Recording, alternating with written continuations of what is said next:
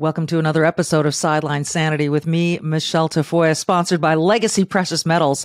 There's never been a better time to invest in precious metals. Go to legacypminvestments.com.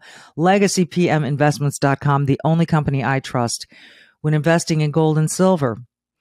This is an important episode. I think they all are, but I talk a lot about philosophy and how I think that word, you just hear philosophy and you go, oh, that sounds like ancient stuff that I can't understand. It's not. It's not. It's like football coaches have philosophies, like do your job or, win at all costs. My philosophies are do good and be brave. It's simple stuff.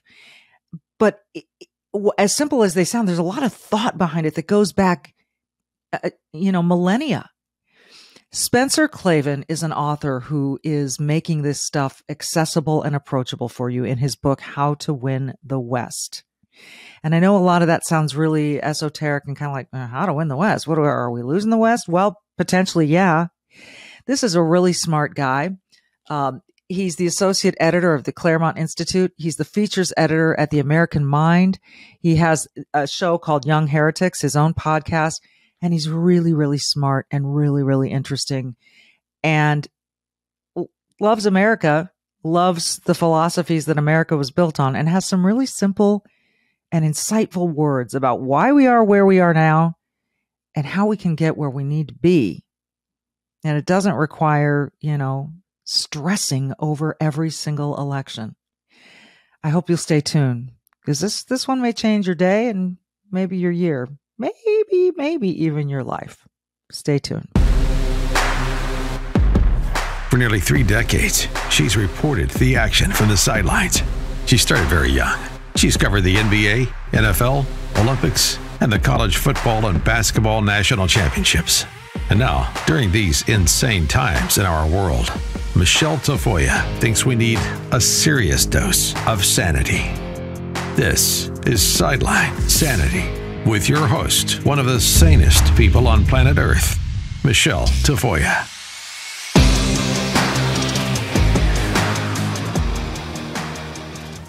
Spencer Klavan, welcome. I'm so excited to speak with you.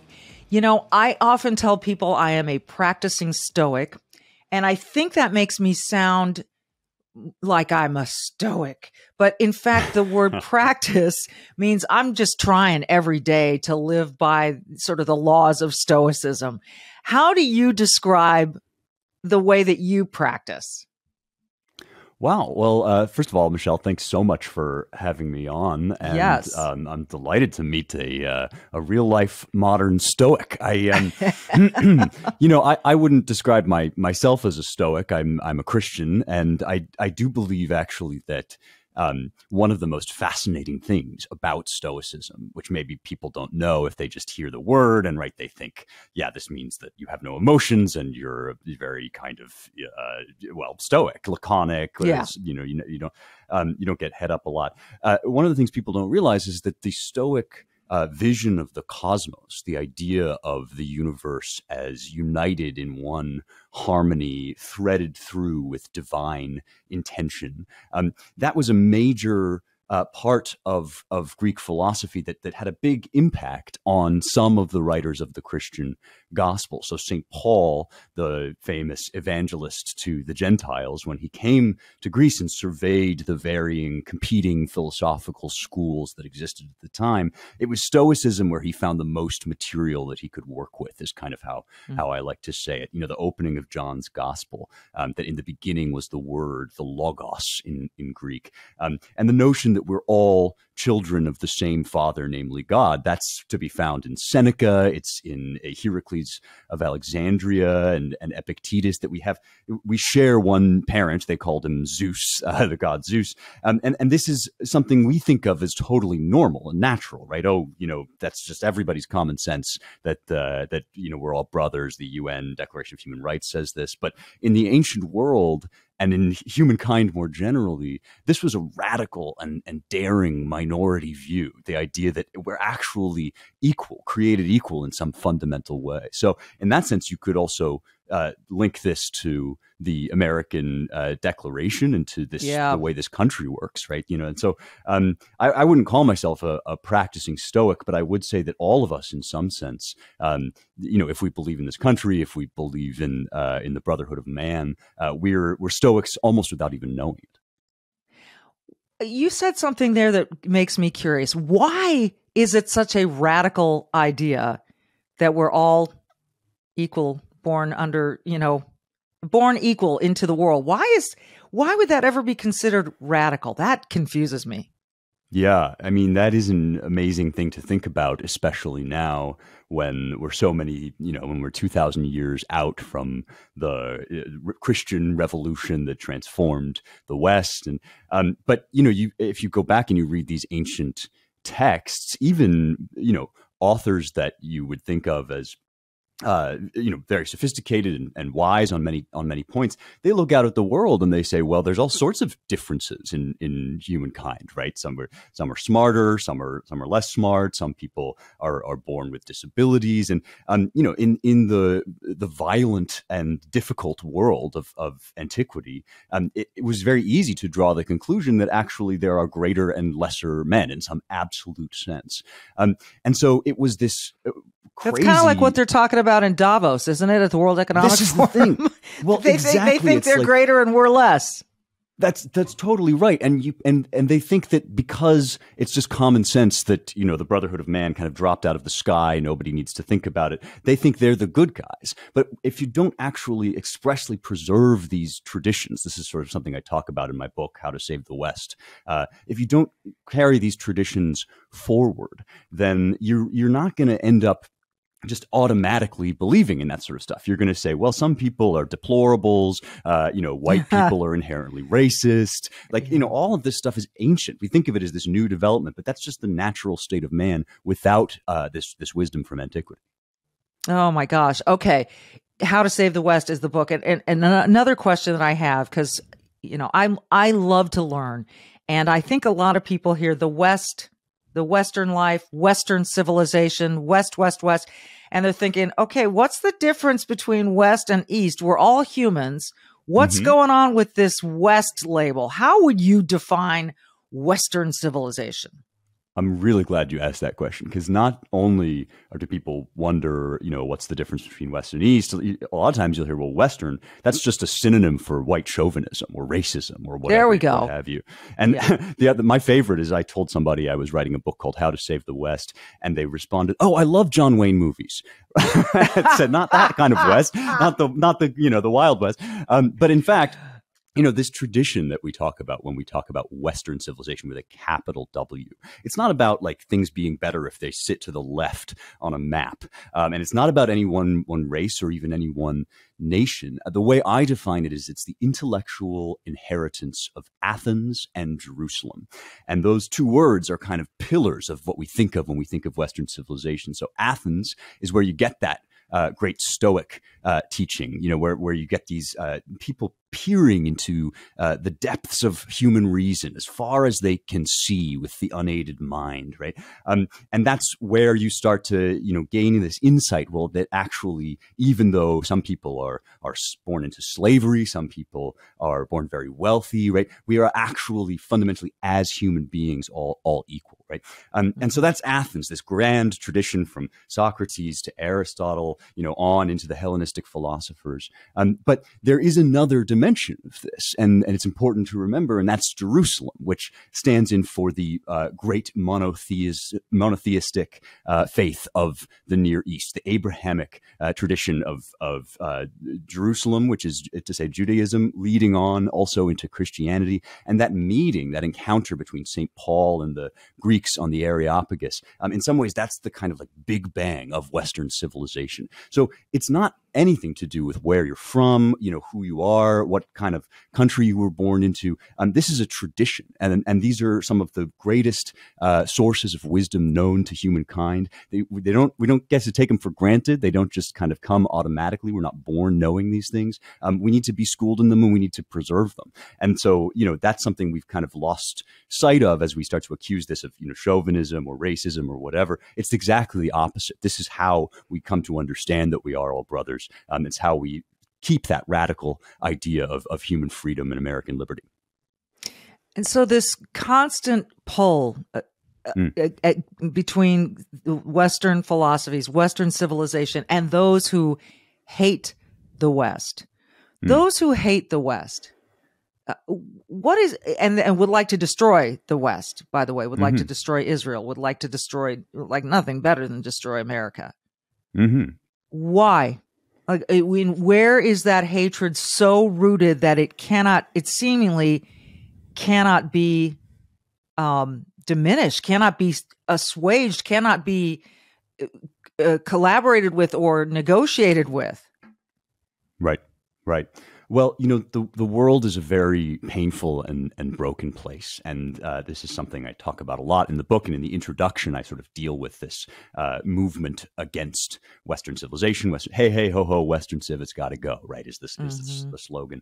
And if you can sell people a villain, a bad guy, then you can get a lot of power from people who just want somebody to blame for their pain, for their difficulty, for their sorrow.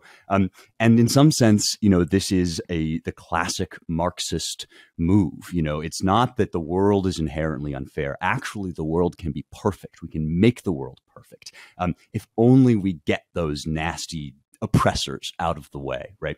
And this was a turn in Marxism in America when, America was doing relatively well economically, and it was difficult to stir up that resentment against, the bosses and the fat cats, because we had this strong middle class. A lot of the new Marxists started to think, well, actually, this is a cultural battle that we need to wage. We need to get people mad about racism. We need to get people mad about sexism, or the divisions between man and woman, the differences between male and female. And Western civilization is not itself racist, is not itself inherently sexist, but it is about describing the world as it is, and it involves acknowledging the brokenness of humanity, the need to do that practice you were talking about of constantly bettering yourself, improvement, personal responsibility, big part of Stoicism as well. And I think that this accusation, right, that it's their fault, they're the oppressors, there's nothing wrong with you. In fact, you're going to be part of the great, glorious utopian revolution,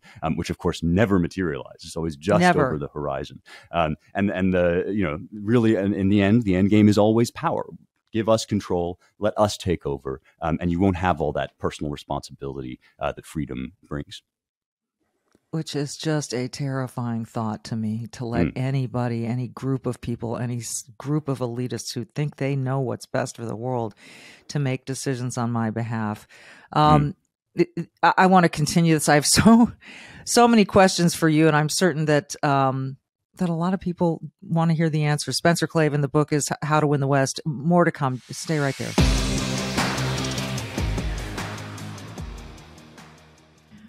Well, you may have never thought that you'd hear this in your lifetime, but a food shortage could be coming even in the U.S., and that's according to economic experts. That's a recent bit of writing. That's why survival food, hear me out, is more important than ever. You can create a stockpile, because if you remember during the pandemic, there were things you couldn't get. And if we have another one of those, or any other kind of crisis here in America, which doesn't seem that outlandish to me anymore, you may want a food supply. So you can create your own stockpile of the best-selling 4 Patriots survival food kits. This is not ordinary food. We're talking good for 25 years, super survival food, handpicked right in a family-owned facility in the USA and giving jobs to over 200 Americans. The kits are compact, sturdy, water-resistant, stackable, so you can keep them in your pantry, in your basement. They have different delicious breakfasts, lunches, and dinners, and you can make these meals in less than 20 minutes. All you have to do is add boiling water, simmer, and serve. And right now, you can go to 4patriots.com, use code Michele, that's Michele with one L, Michele, to get 10% off your first purchase on anything in the store, including this 3-month survival kit. You'll get their famous year-long guarantee after you order, plus free shipping on orders over $97. They're called 4 Patriots because a portion of every sale is donated to charities who support our veterans and their families. We love that. Just go to 4patriots.com, use the code Michele, Michele, to get 10% off. That's 4 Patriots. It's the number 4, patriots.com, code Michele. Start building your own stockpile. Start today.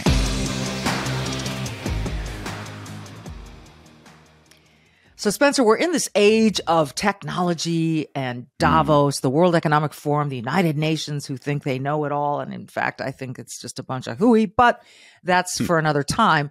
I think people would say, okay, we are smarter now. We have more data. We have more information. Why would we listen to ancient philosophers to get us through the problems we're facing today? What would you say?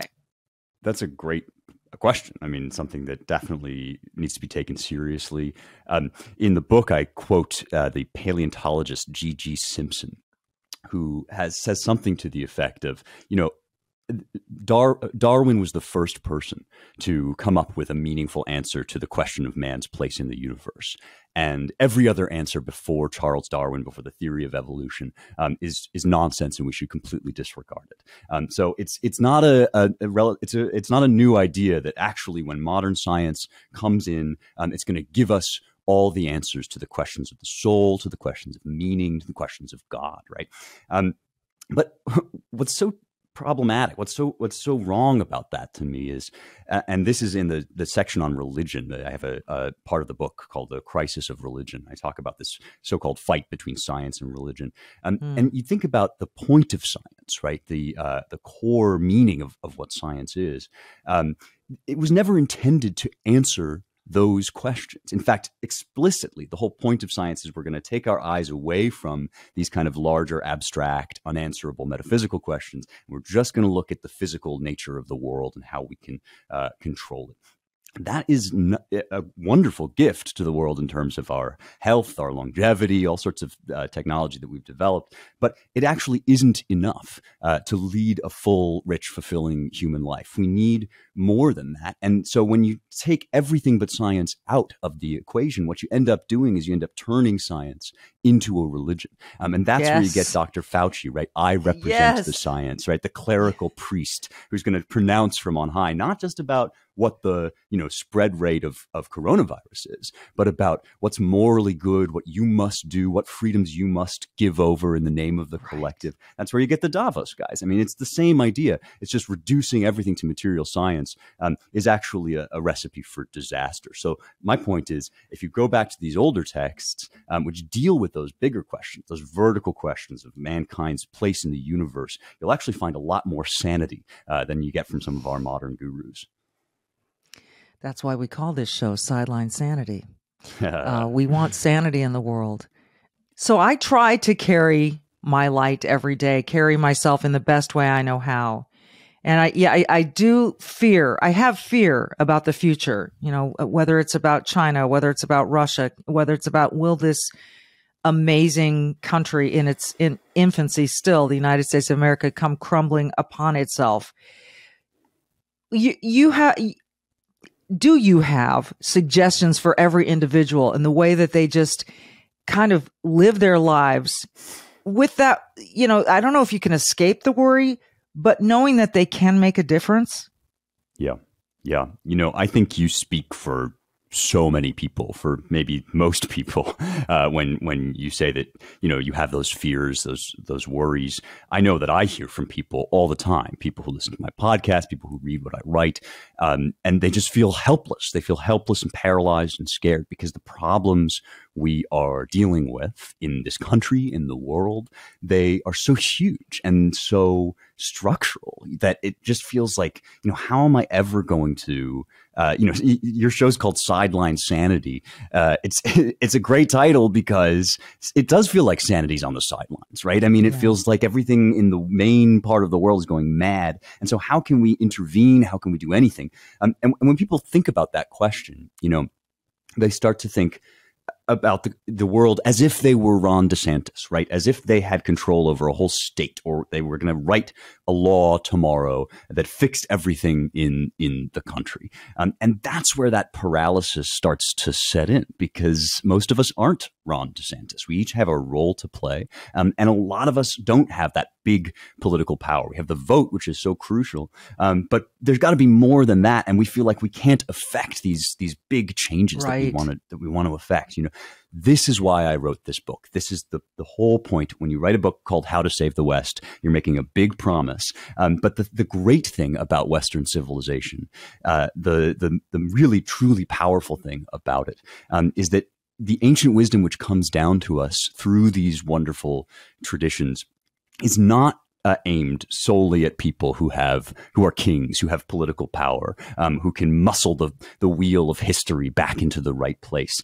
It's aimed at individual human souls, right? And the West is saved every time one of those human souls wakes up from despair and carries the wisdom of the past forward in how you show up for your kids, in what you teach them about how to navigate the world, in how you work and act in your community. Look, politics matters. The whole 5th section of the book, called The Regime Crisis, is about politics. But the wonderful thing about the Western tradition is that it doesn't stand or fall on getting the right answer to the 2024 election or getting the right vote at the midterms. It doesn't depend on that. These are traditions that have survived the fall of Rome, that have survived the exile in Babylon. They can resurrect themselves if we just carry them forward day by day, each of us in our lives. That's the kind of wisdom that I try to present in this book. And that's how we get out of that paralysis, is to realize that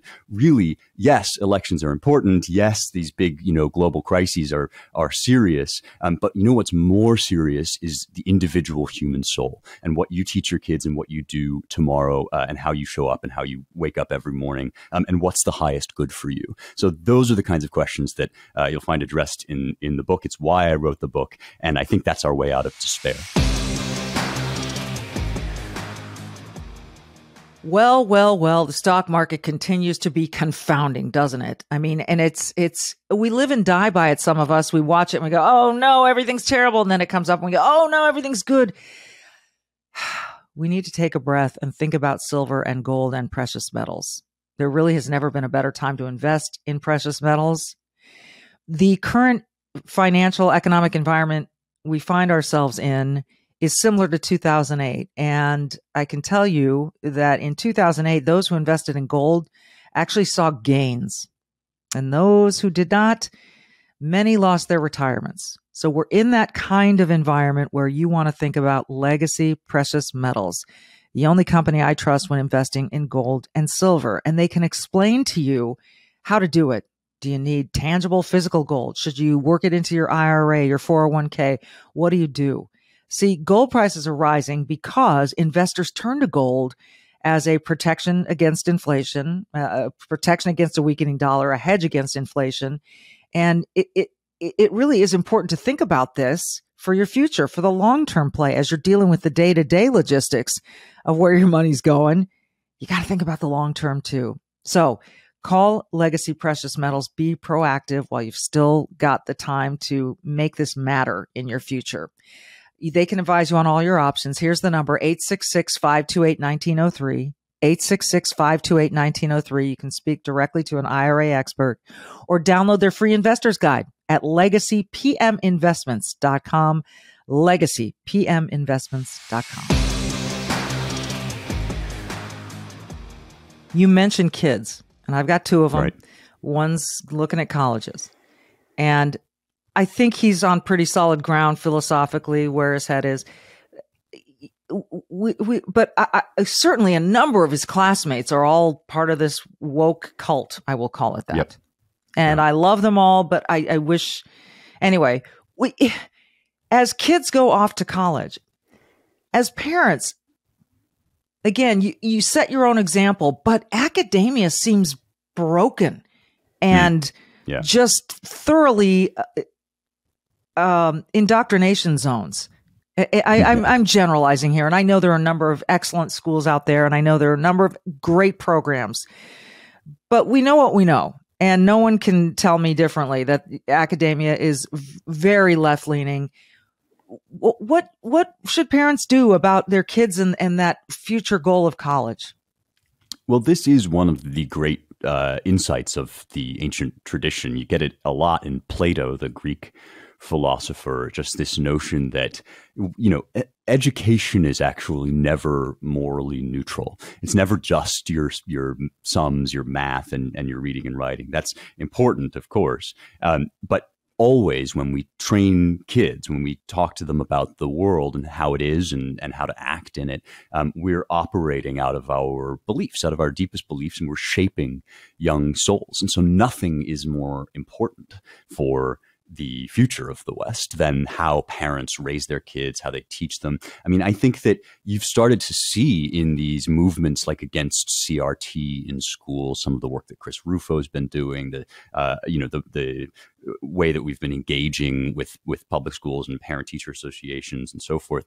You're starting to see people realize the importance of this and take more ownership over the souls of their kids, the education that their kids are getting. And that's something that I would encourage parents to do more and more. You need to know what your kids are learning, and maybe even take a hand if you're not already. I'm sure you are, but to take a hand in how they learn about the world and what they come to believe. But the Bible compares children a lot of the times to arrows in a quiver. And typically people interpret that to mean, well, it's because they're like weapons, they're wealth, basically. You've got more arrows in your quiver. But I think that there's more to that metaphor than that, because, your children are arrows in your quiver because they have a trajectory. Arrows, you shoot them and then they go away from you. And that's the hardest and the most painful part of raising kids, is that eventually they are going to be, they're going to reach the age of maturity and they're going to be set free to make these decisions for themselves. And so I would suggest that, in addition to sending your kids to a school like, Hillsdale or one of these classical schools that does have its head on straight, you're also going to have to equip them to move through a world that is maddening and is crazy. And, something like a book like Aristotle's Nicomachean Ethics, which is basically the handbook for how to be good at being human, right? How do I discern right from wrong? Right. If they get a handle on that book, or if they, read what I have to say about it in How to Save the West, which is kind of maybe a digestible version of it, they're going to have those tools for guiding that trajectory. That's your job, because ultimately they are going to be on their own, as we all are, and they have to stand on their own 2 feet. And the way to do that is to train them up, to teach a child the way that he should go when he's young, and he will not depart from it. Whew. There is a lot. I can't wait to finish this book, How to Win the West. And I commend you for taking this on and for being brave enough to suggest that, you know what, there really are some things we can think about and do and employ in our daily lives to do this. And you don't necessarily have to be afraid. And I particularly like your point of view that the next election is not the end of the world, just as the last election wasn't the end of the world.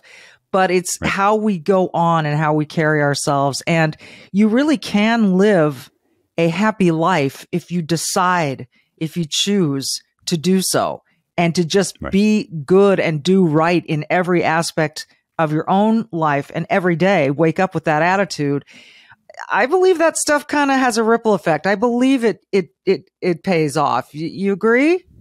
I certainly do. You're not going to see it necessarily. That was a dumb question, but no, I think it's so important not to, catastrophize, because, things look rough in this country. I won't lie. I'm no fan of the Biden administration, but, you will note in point of fact, right, that it wasn't, as you say, it wasn't the end of the world. And there have been many, many worse catastrophes in the world that people before us have survived and even thrived in, and it pays to learn from that. Indeed, it does. And that's why I love reading history, and I love reading books about philosophy, things that get people through. And by the way, I just want people to understand, when you're reading philosophy, and I love that yours is quote unquote digestible, as you put it, because it is intimidating for a lot of people to pick up Aristotle, to pick up Seneca, to pick up, Meditations by Marcus Aurelius, even though I find that a fairly easy read. But there are lots of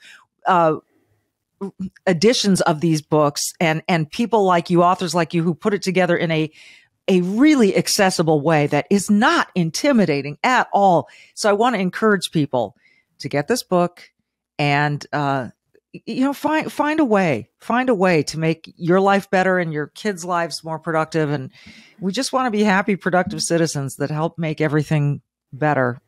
It's really pretty simple, I think. Spencer Klavan, I so appreciate you joining us. We've shown your Twitter handle here, all your credentials, and appreciate so much. I'd love to have you back. I would be delighted. Thank you so much for having me. It's such a pleasure. You bet. He is Spencer Klavan. I'm Michele Tafoya. This has been Sideline Sanity. Don't forget simple things. Number 1, do good. And number 2, be brave. Thanks, everyone.